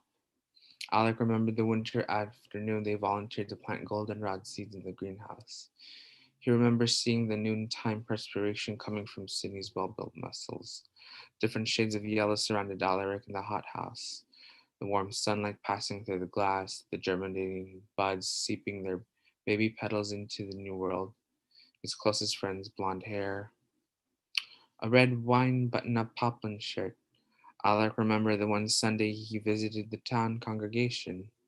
He stood rigid and unpassionate as the churchgoers sang praises with fervor. A few members gave a side-eye and looked back at the worship service. There was something about the energy emanating inside the building. It felt limited, contained. He was about to sit down on the pew, he noticed the subtle smile peering through Sydney's singing. A glimmer of warmth reinvigorated Alaric enough to last longer in the unfamiliar environment. As he sorted out the various shades of blue jeans out of the bag, his jaw slowly dropped as he held the last two garments in his hand. A simple gray swoop neck shirt and a beige flannel jacket lined with fleece. He unfolded them and held them by the shoulder. The creased clothing hung in the air as they looked straight at the young man. He could hear Sydney's familiar voice echoing in his ear. So how was your day? Shit, Alaric was frank. Sydney didn't respond with a slight exception of surprise coming from his eyes. Okay. The conversation turned dead silent. They looked straight ahead towards their destination. The footsteps they made on their way back home grew louder as the seconds passed by. You're not going to say something back, said Alaric. Sydney looked back at him. Say what? You know, like, watch your mouth or language. The deep voice and the facial expressions were an exact match, but it was the most macho thing Alaric had done. Sydney chuckled. I sound like that? Alaric smiled, teeth and all. Well, it's not bad, Sydney smiled. And I've seen worse. They were around the corner at Sydney's home, but really, you haven't said anything about my foul mouth. No, Sydney slowed down, prompting Alec to do the same thing. I think I got used to it. Really? Alec was surprised, yet tingled with liberation. Yeah, he sighed. I mean, if you want to talk about foul mouth, you should think about the yellow teeth from all that black tea you keep drinking. Alaric dropped his jaw as he looked at his smiling companion. Look at you reading. Looks like someone's been taking lessons at the library. He landed a punch onto Sydney's arm. Ow! Sydney embraced his arm, tending it from the surprising blow from Alaric. Nevertheless, both were shocked to realize the latter one's power from his slim build. Silence crept back into their little banter. Sydney's frown seemed to grow as they drew closer to home. What's wrong? The delight quickly faded when Alaric noticed his friend. Sydney smiled. It's nothing. He moved on walking. Was it something I said? Said Alaric. Do you remember the first time we met? Yeah. Alaric turned away for a moment. It was 2 years ago, right at the start of the third semester. He chuckled. What? You wore a plaid shirt tucked into your beige khakis. His chuckle grew into chaotic laughter. Oh, Sydney covered his face. You remember that? Yeah, I mean, if there was a vote for hottest nerd, I'd vote for you. I'll take that as a compliment. His face smiled reluctantly. What is it now? Alerted Alaric. Sydney opened up his mouth, trying to find the right words to say. Do you think I've softened up? Sydney's face wrinkled and tucked in as if Alaric's head was a ticking time bomb. The explosion being the mere answer that inevitably would come out of his mouth. Alaric paused for a moment. The spark sizzled, yet the puzzle didn't fit quite right in his head. You don't remember the first words I said to you? I don't know where you're going with it. The spark reignited and a different face emerged from Alaric. Oh. Eternally petrified, Sydney's mind clenched and covered for the worst case scenario to come true. I mean, Alaric tried to find the right words to say. Back then, everyone really thought I was and you took a breather. I thought you were like everyone else. I mean, I am gay. I'm not going to stop loving who I am, but the only reason why I didn't care about what they thought about me was that I travel a lot. I come and go as if I never existed in this community. Sydney responded, but it's been 2 years. Yeah, Alaric's eyes watered as if it was a reflection pool for Sydney to look at. And I'm starting to reach my limit. I can only go so far as a punching bag for this community. He took another breather. I cried myself to bed, not knowing how I could live with myself in this place. So yeah, said Alaric. I did remember you calling me a. Sydney was silent. Was I hurt? Yeah. Did I want to kick your ass? Absolutely. Alaric wiped away a dripping tear. And you know why I haven't done so? Well, I don't know. Alaric sat down on the concrete sidewalk, his butt cushioned on one end of the pavement, with his feet resting on the other end. His back leaned on the stop sign. Sydney sat perpendicular with his head and back also leaning on the same sign. On the left side, he sits on the sidewalk. His leg passes over the cracks. On the right, his right leg is floating with the support of his foot on the asphalt. Sorry. Aller took one final deep breath, releasing the anger and resentment into the cold afternoon. I know. Thank you. Thank you. The dialogue between those characters feels very real. So thank you. Noe?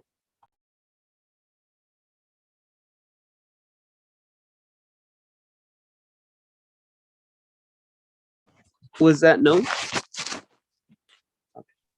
Yes. Okay.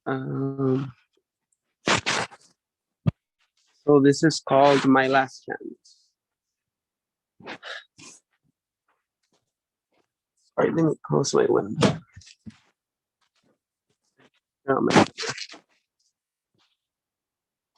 Thinking back on my life, I know I've made a lot of mistakes. And no, not those terrible ones that hurt others. Actually, I did. I've disappointed and felt someone that is very important to me. Someone that I've always think about every night and day. Probably the most important person of them all. I failed them and it breaks my heart. I felt that little kid that was once confused, who didn't know what was wrong with him. That little boy was confused and scared. That little boy who didn't know better. That little kid that resented his little sister Bertha because she could play with dolls and he couldn't. He wouldn't grow up to be the macho man his dad wanted him to be.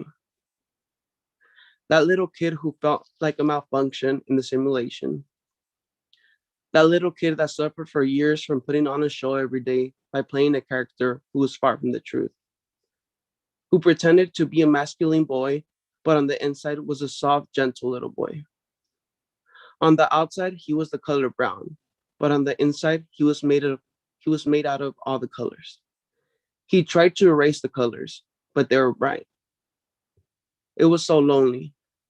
He was raised by your stereotypical Mexican family, still having the same mindsets as the families back in Mexico. Those values that put limitations on a person, limitations that deprive others of what they could grow up to be. They are most of the time robbed of that choice, being taught that it is not an option in our culture. I remember going to sleep that night in hopes of dreaming that one day I can finally be my authentic self. A day that honestly probably won't come. When I look back at those high school years, when I contemplated ending it all, it brings me to tears. I was only 15 years old. I can still hear my parents and uncles talking about me in the kitchen. They all knew what had happened to me, but no one ever stopped and asked, Noe, are you okay? I just heard whispers. The whispers I could hear so clearly. It wasn't fair. I didn't deserve it. I was only a kid. I said no. I didn't want it. I think of that often, and all those emotions come back and haunt me. It's something that took me years to stop blaming myself for. They told me, why didn't you speak? Why didn't you scream? It's terrifying. You wouldn't understand the feeling unless you've been through it. I carried that for 9 years, the longest 9 years of my life. I thought that being who I was going to overshadow everything I went through. I felt like no one cared. It was suffocating. At the end of the day, only I know what really happened. I went through it all alone, and that loneliness was deadly. As I drove back home to visit, that last thread of hope of being happy and one day being accepted had fallen apart. I felt myself turning gray. I was an empty vessel. I had reached the end. As I looked to the opposite side of the road, I saw a semi-truck coming my way. I had to make a decision. I had to make the quickest decision I've ever made. Time froze. My life flashed before my eyes, and all I can think about was little Noe, the young boy who once had promised himself that one day he would set himself free and truly live, no matter what society said. I could hear him crying with me. He felt my pain, but I knew he wanted one last chance. He deserved that. I deserved that.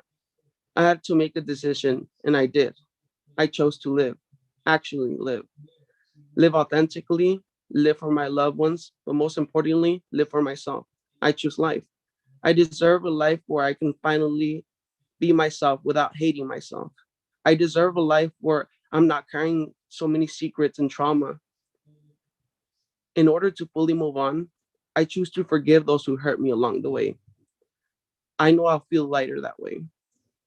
I want a life full of happiness, and I'm finally turning the page. It is the start of the next chapter in my life. I know little Noe is jumping with joy. We did it, kiddo. We're finally free. Thank you for having the bravery to share your story. And we're all here with you and support you in this. So thank you so much. Thank you. Yeah. Okay. I'm going to show a video from Matthew, who is literally on an airplane right now. And then I'll do some wrap up. So hang on. Let me pull that up. And they're working on the yard outside, so I apologize.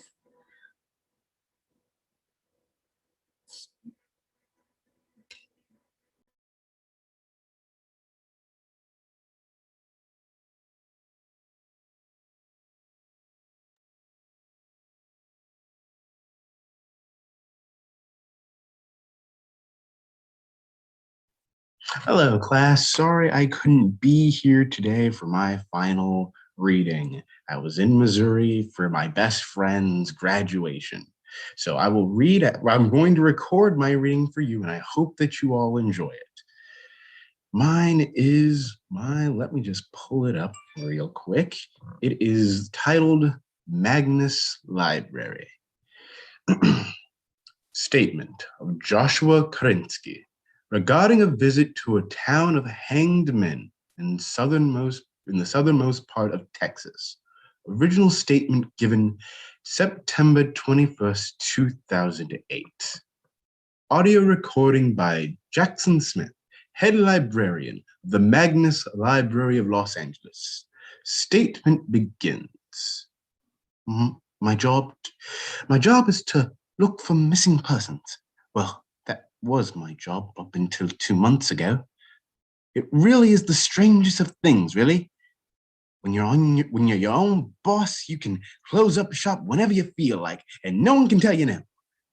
No one has to believe you when you come back with the strangest of reasons on why there's now a scar around your neck. You can just email the landlord and tell him that you're vacating the area immediately. It's really that easy. Oh, I'm sorry. I just kind of went on a tangent, didn't I? You must require my statement. I'm so terribly sorry, terribly sorry. I'll begin now, right at the start. My job was to search for missing persons.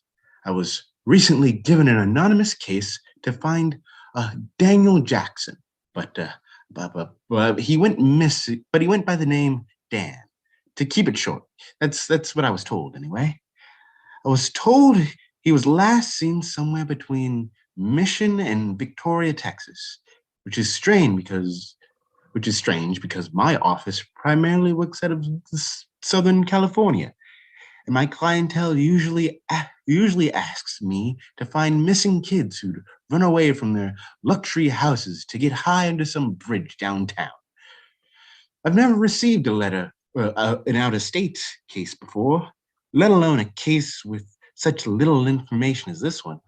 All I was given was the name of 2 cities 3 hours apart, a large sum of money, and a promise I'd be given more once I found Daniel. I was dumbstruck, to say the least. This was the type of money that could buy a whole street of houses in Beverly Hills.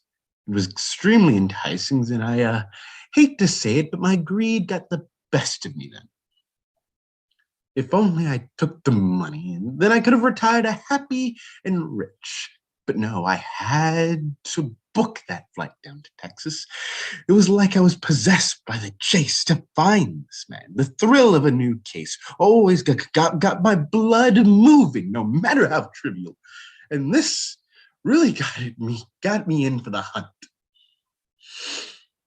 Once I made it to Mission, I didn't really know where to begin, really. The unmarked letter didn't even give a description of the man. So all I could do was ask around the local police precincts. Have you seen Daniel? Do you know a Dan Jackson? I must have sounded like a madman. I even tried to bribe a few officers with my new fortune, but not even that bore any fruit. By the third day, I had resigned myself to go down to Victoria, but an older gentleman with a scruffy gray beard decided to knock on my door as I was packing up my suitcase. I could see through the pipe hole that he had a muscular build to him. He was big. I would like to say he was about 6'3", had broad shoulders, like how you would imagine an old sailor would look. He knocked on my door and firmly and loudly, demanding that I come out immediately. I jumped back with surprise on how light his voice sounded. Well, while it was domineering, it still didn't match his frame. I made my way back to the door and I slowly turned the knob. But he pushed his way through into my room, and with the speed of an agile cat, he grabbed my collar and lifted me a foot or two off the ground. He pulled me close to his face, so close that I could see how lifeless his eyes were. They were as black as the ink that fills the pen I'm writing with, and as deep as the darkest pit of the ocean. They were horrifying. As I stared into the depths of his eyes, he whispered something into my ear. Go down south. He then dropped me and swiftly left my hotel room. I thought about calling the police, but they had already been sick of all my questions by then, and I doubt they would have believed me if I told them an old sailor lifted me up with one arm. I took the man's advice to go down south. Victoria was already one of the most southern cities in Texas, so I was following my original plan. Yes, it was my idea. My idea to go down south, not his. Thoughts like that had been buzzing in and out of my mind, never really solidified, one voice after another, so close to being my own, but faintly different. It should have only taken 3 hours to Victoria, but was on the road for days, or at least what felt like days. The sun never really rose. The moon didn't even shine.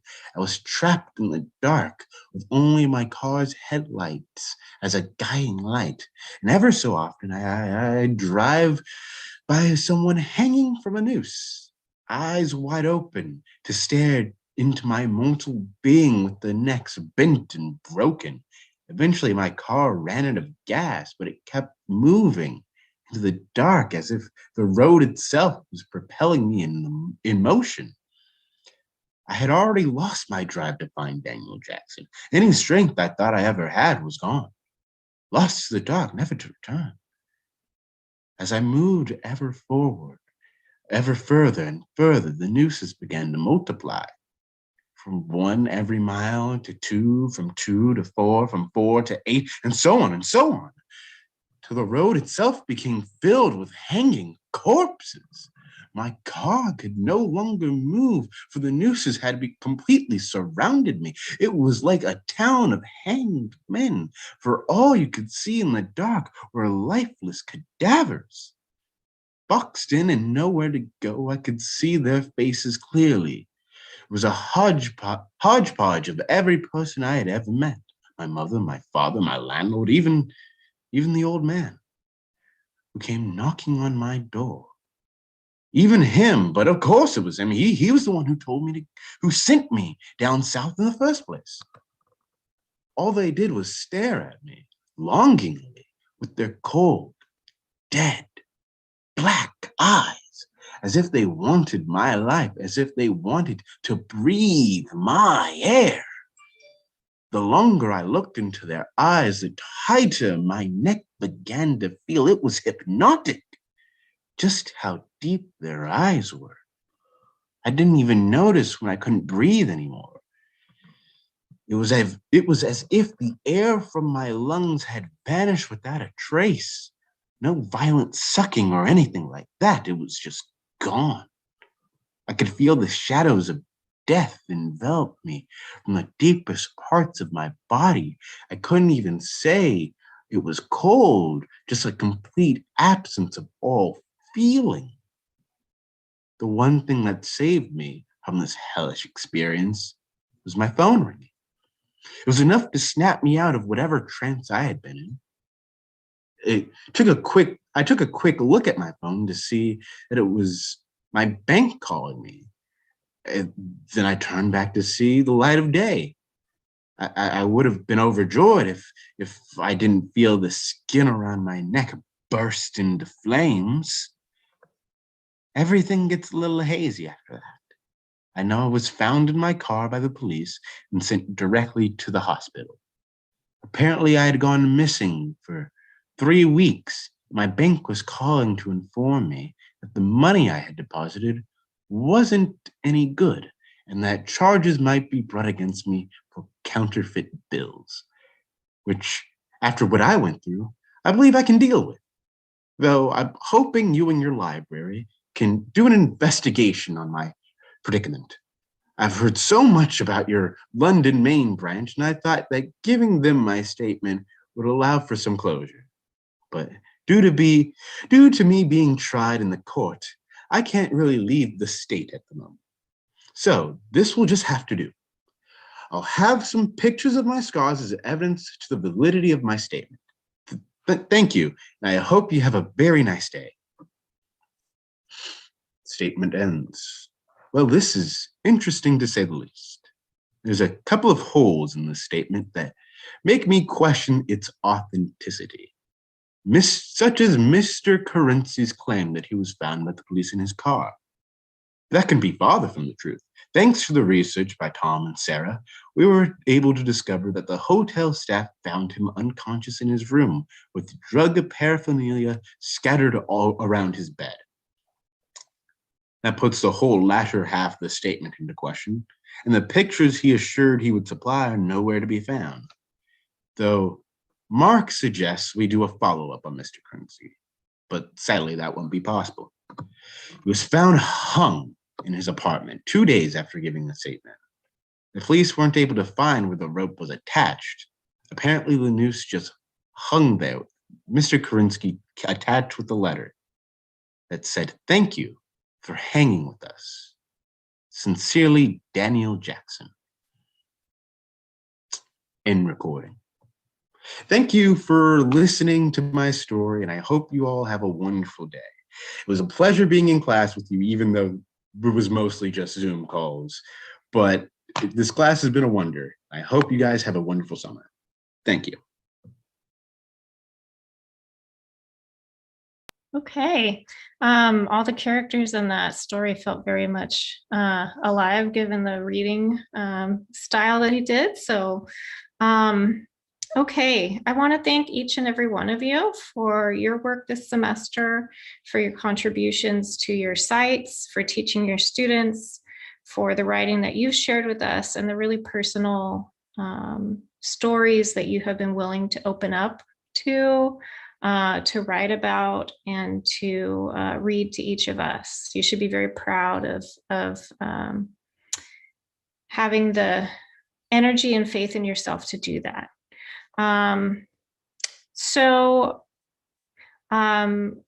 This is your final for the class. I want to thank all of you.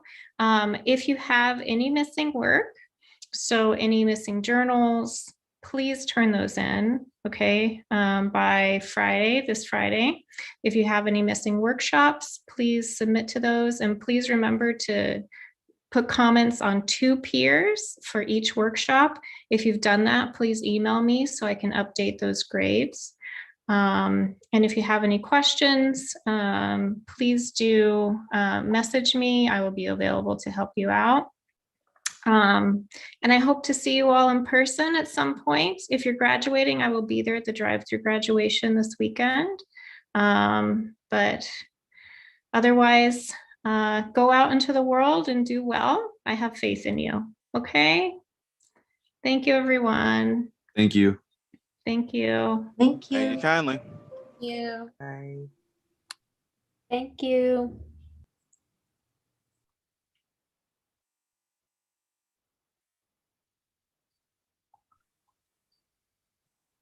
Kristen, I had a question. Yes, hold on. Let me end the live stream.